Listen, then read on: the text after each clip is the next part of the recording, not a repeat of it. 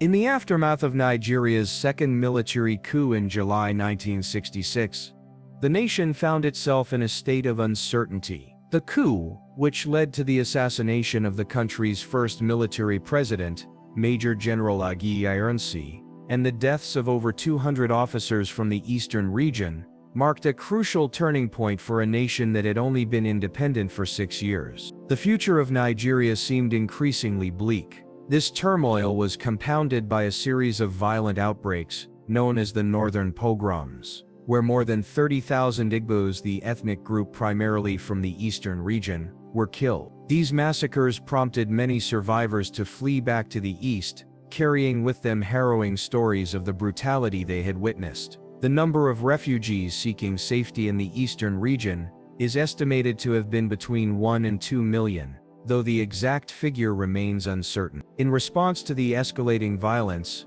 the newly appointed military ruler, Lieutenant Colonel Yakubu Gowon, made numerous public promises to end the killings. However, despite his efforts, the violence continued unchecked. The killing spree prompted Gowon to convene a meeting with military governors from all regions of Nigeria to discuss solutions. But the military governor of the eastern region, Lieutenant Colonel Chukwuemeka Odumigwo, refused to recognize Gowon's leadership and declined to attend any meeting within Nigeria for security reasons. A significant diplomatic effort was made in early 1967, when General Ankara of Ghana agreed to host the military leaders at the Aburi Conference in Ghana on January 4, and the discussions led to agreements that each region would have autonomy over its internal matters, and the federal government would only oversee issues affecting the entire country. However, despite the handshake and promises made at the conference, by January 26, 1967, Gowon rejected the core points of the agreement. In response, Ojukwu issued an edict redirecting all federal revenues collected in the eastern region, excluding oil revenue, to internal uses in an effort to address the needs of the displaced people in the east. The mention of oil revenue was particularly alarming. Most of Nigeria's oil reserves were located in the minority non-Igbo areas of the east. This, coupled with the growing tension, led Gowon to issue Decree No. 8, which gave him the power to control the regional governments, a move that was rejected by Ojukwu. Ojukwu began preparations for secession. The conflict escalated further when, in May 1967, Gowon took a decisive step by splitting Nigeria's 4 regions into 12 states, effectively diminishing the political power of the eastern region. In response, Gowon imposed a blockade on the eastern region in early May 1967, a move that would prove to be the final trigger.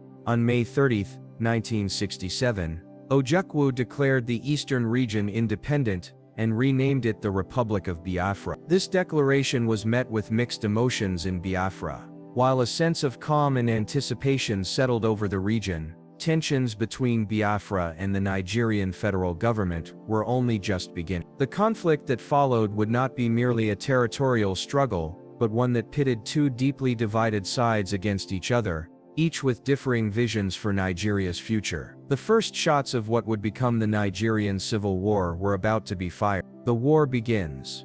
Biafra's fight for survival. On July 6, 1967, just over a month after Ojukwu's declaration of Biafra's independence, the Nigerian federal government launched a military offensive to reclaim the seceded region. The first strikes came in the form of artillery bombardments on the town of Ogogja, located just 10 miles from the border with northern Nigeria. This marked the beginning of what would soon escalate into a full-scale civil war. The operation, named Operation Unicord, was initially described by the Nigerian government as a police action. The Nigerian military, under the command of General Yakubu Gowon, was confident that the conflict would be short-lived. They believed that with the superiority of their forces, the Biafran military, which was poorly equipped and poorly trained, would collapse in a matter of days if not weeks. The Nigerian forces were well equipped with modern weaponry and had a much larger army. The Biafran military, on the other hand,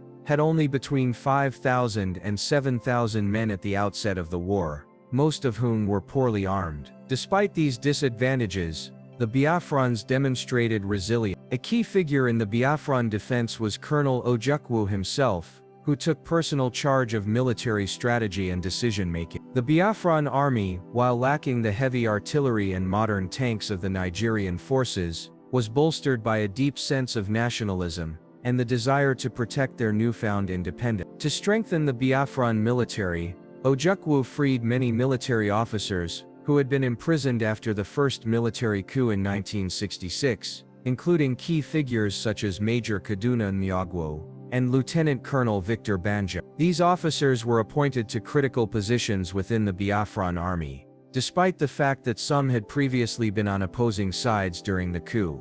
In the early days of the conflict, Biafran resistance was surprisingly effective. The Nigerian military's assumption that the Biafran army would easily collapse was proven wrong as Biafran forces mounted a determined defense. The first major clash occurred when the 1st Division of the Nigerian army, led by Colonel Mohammed Shua, launched an assault on the Biafran-controlled towns of Obudu, Ogoja, Gekem, and Nsukka. These towns were located along a strategic route leading to the Biafran capital Enugu. While the Nigerian military initially enjoyed some success, the Biafran forces used guerrilla tactics to slow their progress. The Biafrans also made strategic use of their limited resources, focusing on key defensive positions and avoiding direct confrontations with the better-equipped Nigerian forces, whenever possible.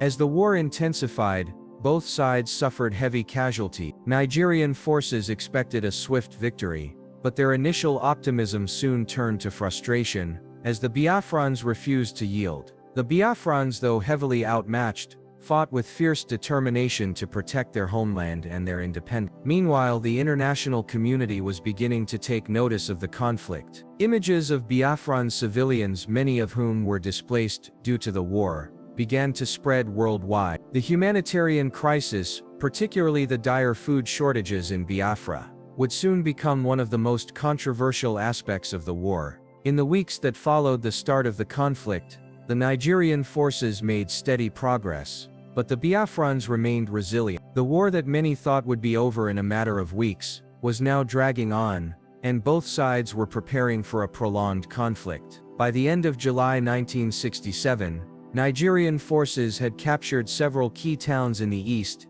including Ogoja, Obudu, Gekem, and Nsukka. Enugu, the Biafran capital, was now within striking distance. However, the Nigerian military was beginning to realize that the war would not be as easy as they had originally anticipated. As federal forces advanced toward Enugu, they encountered stiff resistance from the Biafran army, which was determined to protect its capital at all costs. The capture of Enugu, which Nigerian forces believed would be the final blow to Biafran resistance, became an increasingly elusive goal. The Siege of Biafra.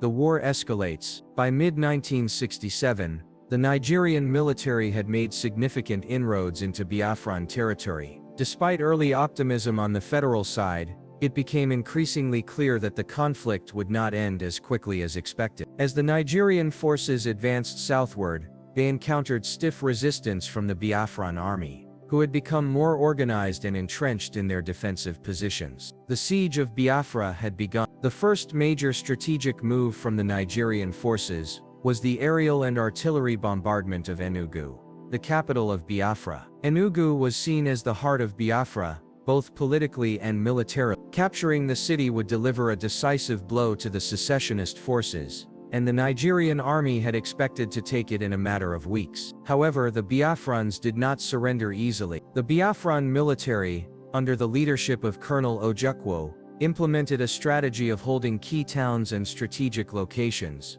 especially around Enugu, while relying heavily on guerrilla tactics. The Biafran resistance was aided by their knowledge of the local terrain, and their ability to launch sudden ambushes and hit-and-run attacks against Nigerian forces. The Biafrans also made effective use of their limited resources, particularly in the defense of key strongholds such as Nsukka and Ogoja, slowing the Nigerian advance. On July 29, 1967, in a bold move, Major Chukwuma Kaduna Nziogwu, a former leader of Nigeria's first coup and now serving in the Biafran army, was killed in an ambush near Nsukka. His death was a significant blow to the Biafran forces, as he had been one of the most prominent figures in the Biafran cause. However, the Biafran resistance continued undeterred, and General Ojukwu maintained control over the military strategy. As the battle for Enugu raged on, the Nigerian military found itself stretched thin. The Nigerian army, though large and better equipped, struggled with communication and coordination between various divisions. This lack of cohesion, combined with the resilience of the Biafran defense, meant that every inch of ground was fiercely contested. The Biafrans, although outnumbered and under-equipped, proved to be formidable adversaries, defending their territory with tenacity and resolve. The siege was further complicated by the growing humanitarian crisis. The Nigerian blockade of the eastern region had effectively isolated Biafra from the outside world. Basic supplies, particularly food and medical aid, became scarce, and by mid-1968, the humanitarian situation in Biafra had reached catastrophic levels. The images of starving children and civilians suffering from malnutrition, especially those affected by the disease kwashiorkor, began to circulate globally, sparking widespread outrage. Despite the blockade, the Biafrans managed to smuggle in some supplies through neighboring countries, and by sea, with the assistance of foreign mercenaries and sympathetic nations, including France. However, these supplies were insufficient to alleviate the widespread suffering. The situation worsened as the Nigerian military, under the command of General Gowon, imposed harsher measures to tighten the blockade. The international community's response to the famine in Biafra was mixed. While many organizations, including the International Committee of the Red Cross, tried to provide aid, the Nigerian government blocked efforts to bring food and medicine directly into Biafra. The Biafrans, for their part, refused to accept aid from Nigerian-controlled areas, fearing that the food might be poisoned. In late 1967, the Nigerian forces made progress by capturing important towns, but the cost of maintaining their military operations was high. Federal troops continued to advance, but the Biafrans fought with increasing desperation. By the end of the year, both sides were locked in a brutal stalemate, with Nigerian forces controlling more territory but facing mounting casualties and logistical challenges. Meanwhile, Ojukwu's government in Biafra took steps to solidify its control, imposing martial law and organizing the civilian population for war. Despite the mounting hardships, Ojukwu was determined not to let Biafra fall, and he ordered the construction of defensive fortifications around key locations, like Enugu, Umuahia and Aba. He also placed the Biafran army on a war footing, preparing for a protracted conflict that could last for years. The Nigerian military, on the other hand, continued to push forward with its strategy of encircling Biafra and cutting off its access to vital resources. Despite the mounting casualties on both sides, neither side was willing to back down. The war had entered a new phase, one that would drag on far longer than anyone had initially anticipated. As 1968 began, both sides braced for the next phase of the conflict. For the Nigerians, the capture of Biafran cities and resources was a matter of national pride and territorial integrity. For the Biafrans, every battle, every town defended, was a fight for their survival as an independent nation. For the international dimension, Biafra's struggle for recognition. By 1968, the Nigerian Civil War had reached a critical juncture. While both sides continued to fight fiercely for control of territory, the international dimension of the conflict became increasingly significant. Biafra's struggle for recognition on the world stage was as vital to its survival as the military battles on the ground. The Biafran government, led by Colonel Ojukwu, had hoped that their declaration of independence would garner international support. However, the international community was largely unwilling to intervene in what was deemed an internal conflict. The Nigerian government, on the other hand, was able to secure support from major world powers, most notably Britain, the United States, and the Soviet Union. International politics and Biafra's isolation. One of the key obstacles facing Biafra's quest for recognition was the unwillingness of African and Western nations to support secessionist movement. The Organization of African Unity, OAU, which had been founded in 1963 to promote unity and solidarity among African nations, firmly rejected Biafra's bid for independence. The OAU maintained that the Nigerian Civil War was an internal affair, and many African nations feared that supporting Biafra's secession would set a dangerous precedent for other independence movements across the continent. Only a few countries recognized Biafra as a sovereign state. Among them were the Ivory Coast, Zambia, Gabon, and Haiti. However, their support was largely symbolic and did little to change the course of the war. France, though it did not officially recognize Biafra, provided significant military and logistical support to the secessionist cause. French oil interests in the region, particularly in the oil-rich areas of Biafra, played a crucial role in this decision. The French government, led by President Charles de Gaulle, sympathized with Biafra's struggle, and France supplied the Biafran army with weapons, mercenary fighters, and other forms of aid. Biafra's propaganda efforts. Biafra's leadership, aware of the lack of international recognition, turned to a powerful tool to sway public opinion: propaganda. The Biafran government worked tirelessly to highlight the suffering of its people and to build sympathy for their cause. The humanitarian crisis caused by the federal blockade and the widespread famine in the eastern region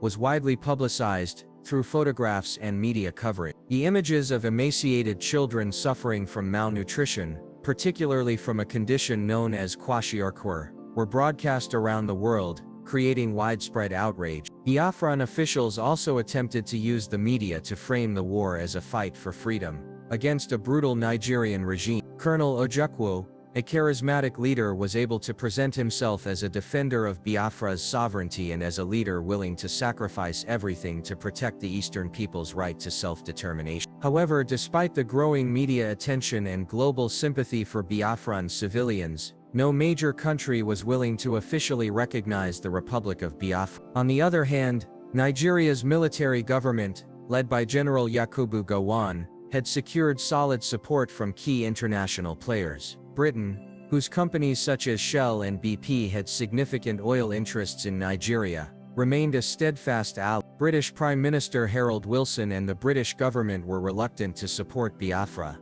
largely because of Nigeria's importance as a major oil-producing nation. Additionally, the Nigerian government was able to secure arms and military equipment from the Soviet Union, which was eager to provide support in exchange for strengthening its influence in Africa. The role of foreign mercenaries. While international governments refused to intervene directly in the war, mercenaries played a significant role in shaping the conflict. The Biafran military, despite its limited resources, was able to recruit foreign mercenaries to fight on its behalf. These mercenaries, many of whom were former military officers or soldiers of fortune, were hired to provide expertise and bolster the Biafran forces in key battles. One of the most notable figures was a Frenchman named Roger Falk, who led a group of mercenaries in the Biafran defense. Falkus and his men conducted airstrikes and raids against Nigerian targets, including the federal capital of Lagos. Although these mercenary efforts helped to bolster the Biafran military,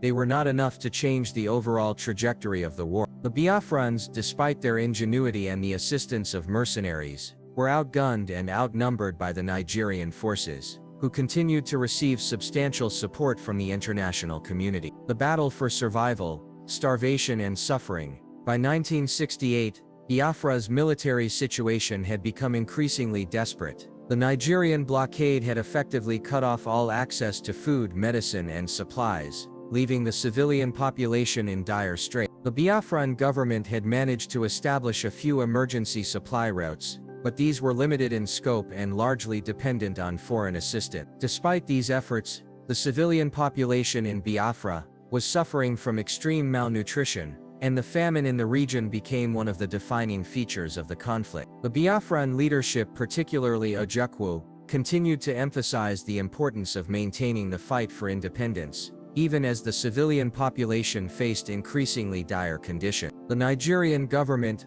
led by Gowon, justified the blockade as a necessary measure to defeat the rebels, arguing that it was essential to preserve Nigeria's territorial integrity. The humanitarian crisis, however, became increasingly difficult to ignore. Reports of starvation and disease spread across the globe, and many international organizations, including the International Committee of the Red Cross, attempted to provide relief. However, the federal government's refusal to allow aid to enter Biafra through Nigerian-controlled territory made relief efforts incredibly challenging. As the war dragged on into 1969, it became clear that both sides were paying a terrible price. The Nigerian government, though ultimately in control of more territory, had failed to break Biafran resistance, while the Biafrans, despite their heroic efforts, were on the verge of collapse. Yet despite the challenges and the growing famine, both sides remained entrenched, with no end in sight. The final struggles, the turning point of the war. By early 1970, the Nigerian Civil War had become a protracted and brutal conflict, stretching for almost 3 years. The Nigerian military had gained significant territory, but the Biafrans, despite being severely outnumbered and outgunned, refused to give up their struggle for independence. The situation was dire, but the Biafran leadership, particularly Colonel Ojukwu, continued to rally the people, determined to resist the Nigerian onslaught. However, the odds were increasingly stacked against them. The military and strategic shift. By the start of 1970, the balance of power had shifted in favor of Nigeria. The Nigerian forces, now under the command of new leaders such as Colonel Olusegun Obasanjo, had reorganized and refocused their efforts on the final encirclement of Biafra. The military leadership in Nigeria, which had been stretched thin during the earlier stages of the war, now had the advantage of superior resources,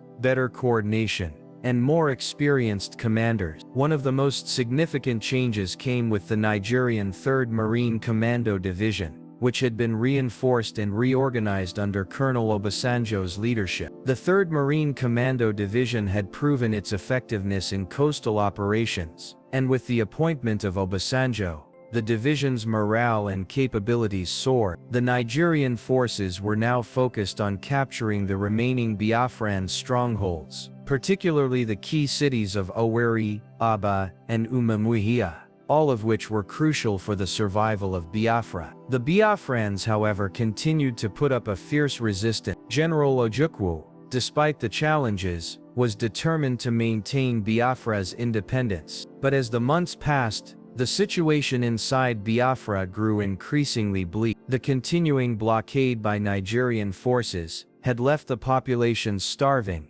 and the military was beginning to suffer from the lack of food, ammunition, and reinforcement. The battle for Owerri and Umuahia. By March 1970, the Nigerian forces had begun their final assault on Biafran territory, focusing their efforts on the cities of Owerri and Umuahia. The siege of Owerri, one of Biafra's last strongholds, was particularly brutal. The Nigerian 15th and 16th Brigades, along with reinforcements from the 3rd Marine Commando Division, surrounded the city and launched an all-out attack. The Biafran 14th Division, under Colonel Ojubogo Kalu, put up a strong defense, but the sheer weight of the Nigerian offensive began to take its toll. Biafran soldiers were exhausted and demoralized, and the lack of supplies made it difficult for them to continue resisting. The fall of Owerri was a devastating blow to Biafra. It meant that the last line of defense between the Nigerian forces and the Biafran capital of Umuahia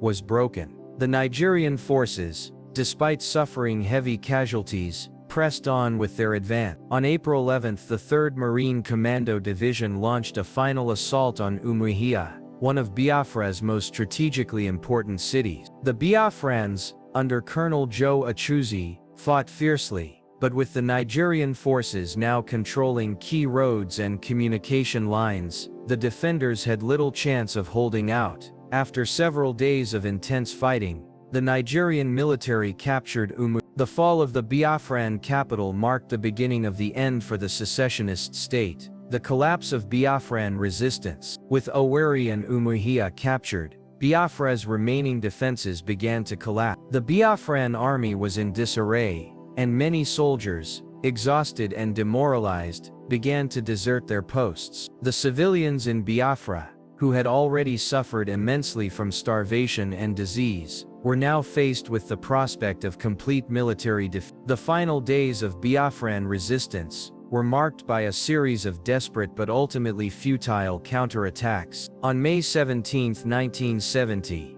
the Biafran military, under Colonel Achuzi, attempted a last-ditch effort to push back Nigerian forces in the town of Owerri. However, the Nigerian military's superior firepower and coordination quickly overwhelmed the Biafran defenses. As the Nigerian forces continued to advance, Biafran officials, including Ojukwu, realized that they had no choice but to seek a negotiated end to the conflict. By this time, Biafran forces were scattered, and morale was at an all-time low. The surrender of Biafra. On January 12, 1970, the Nigerian military launched Operation Tailwind, a final offensive designed to cut off the last remaining Biafran territories and bring the war to a decisive close. By January 15, 1970, Nigerian forces had reached the Biafran stronghold of Uli, effectively encircling the remaining Biafran territories. On January 9, 1970,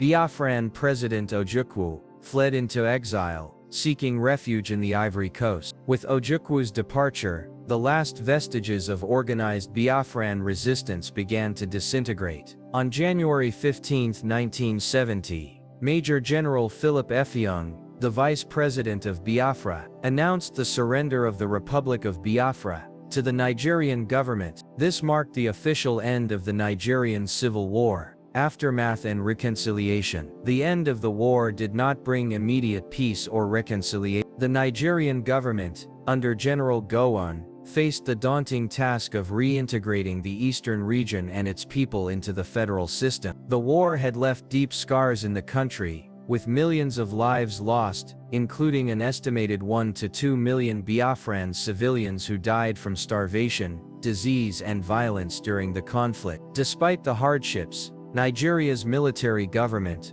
pushed forward with a policy of national reconciliation. General Gowon promised, "No victor, no vanquished," emphasizing the need for unity and healing. However, the country's post-war trajectory was far from smooth. The tensions that had led to the war, ethnic divisions, political instability and economic disparities, remained unresolved, and the specter of the conflict continued to haunt Nigerian politics for decades to come.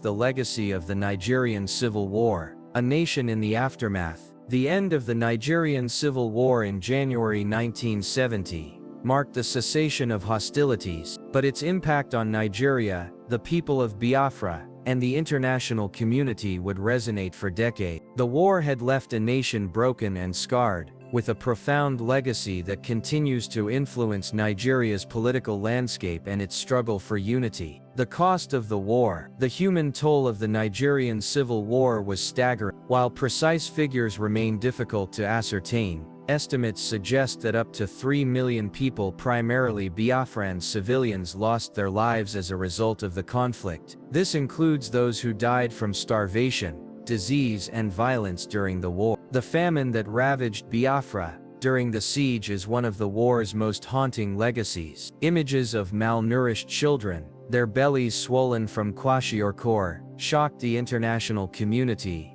and served as a reminder of the devastating human cost of the conflict. For Nigeria, the cost was also immense. The war severely weakened the country's economy and infrastructure. Nigeria's oil-rich southeastern region, once a prosperous area, was left in ruins. The country's political institutions, already fragile, were further strained. Despite the Nigerian government's victory, the divisions that had led to the war, ethnic tensions, regional disparities, and political instability remained unresolved. Rebuilding Nigeria, the challenge of reconciliation. In the immediate aftermath of the war, General Yakubu Gowon, who had led the federal government to victory, emphasized the importance of national reconciliation. The Nigerian government made several attempts to rebuild the country, particularly in the devastated eastern region, which had been the heart of the Biafran secession. Gowon's famous declaration, "No victor, no vanquished," was meant to signal the country's desire for unity, and the federal government began the process of reintegrating the former Biafran territories into the Nigerian state. However, the reality of post-war reconciliation was far more complicated. Although the Nigerian government worked to provide humanitarian aid to the affected populations, the lingering distrust between the various ethnic groups, particularly the Igbo people, who had been the core of the Biafran independence movement, remained an obstacle. The Igbo people in particular felt alienated from the federal government, which had been responsible for much of the devastation during the war. The reintegration process was further complicated by the continued military presence in Nigerian politics. Despite promises of reconciliation, the military remained in control of the country's political affairs, and civilian governments were not re-established until the military, which had been the main instrument of the federal government's war effort, continued to wield significant power, leading to ongoing tensions and a lack of true national unity. The political impact and ethnic tensions. The legacy of the war contributed to a deepening sense of mistrust among Nigeria's diverse ethnic groups. The Biafran secession had been driven by the Igbo people's desire for greater political autonomy, but after the war, many Igbo felt that their efforts for self-determination had been brutally crushed. This feeling of betrayal was compounded by the slow pace of political and economic recovery in the eastern region. In the years following the war, Nigeria's political landscape continued to be shaped by ethnic and regional division. The government's emphasis on unity was often seen as superficial, as the political system remained dominated by the military and by a small elite of military and civilian leaders. The lack of true political inclusion and the suppression of ethnic identities created an unstable political environment. Furthermore, the Nigerian government's reliance on oil exports, primarily from the oil-rich region of the Niger Delta, became an increasingly contentious issue. While the Nigerian government profited from oil revenues, the communities in the Niger Delta, particularly the Aja and other ethnic groups, felt that the wealth generated from oil extraction was not shared equitably. These grievances, combined with the lack of political power for many ethnic groups, contributed to the rise of separatist movements and insurgencies in the decades following the war. The cultural and psychological impact. The psychological scars of the Nigerian Civil War were profound. The war left a deep imprint on the collective memory of Nigeria, particularly among the Igbo people, who suffered the most during the conflict. The emotional trauma of losing family members, the destruction of homes and villages, and the horrors of starvation and disease, became part of the Nigerian cultural narrative. In Biafra, the war was remembered as a heroic struggle for independence, despite the ultimate defeat. Biafran veterans and survivors, many of whom had fought for the cause of independence, held on to the memory of their struggle, which became a symbol of resistance against perceived injustice. In subsequent years, the memory of Biafra would inspire a sense of identity and pride for many, particularly among the Igbo diaspora. For Nigeria as a whole, the war served as a reminder of the fragility of its unity. The experience of a civil war, where millions of lives were lost and the very survival of the nation was at stake, led to a more cautious approach to political stability. The country's leadership, both civilian and military, understood that further division along ethnic and regional lines could lead to even greater destruction. The war's enduring legacy. More than 50 years after the end of the Nigerian Civil War, the country continues to struggle with the legacy of the conflict. The questions of ethnic and regional autonomy, resource distribution, and national unity remain unresolved. While Nigeria has made strides in many areas, including economic development and democratic governance, the divisions that led to the war have not fully healed. The struggle for ethnic representation and political inclusion continues to shape Nigeria's politics, and calls for the creation of new states and the recognition of regional identities remain a part of the national conversation. The Niger Delta, still at the heart of Nigeria's oil wealth, remains a hotspot for tension between the government and local communities, who continue to demand greater control over their resources. In the years following the war, the Nigerian government worked to create a sense of unity through national development programs, the promotion of federalism, and efforts to heal the wounds of the past. However, these efforts have not been entirely successful in eradicating the deep-rooted ethnic and regional tensions that were exacerbated by the war. The Nigerian Civil War remains one of the most significant events in the history of the country, and its legacy continues to influence Nigerian politics, society, and culture. While the war is a chapter that the nation has sought to put behind it, the lessons learned from the conflict still shape the country's approach to governance, conflict resolution, and national unity.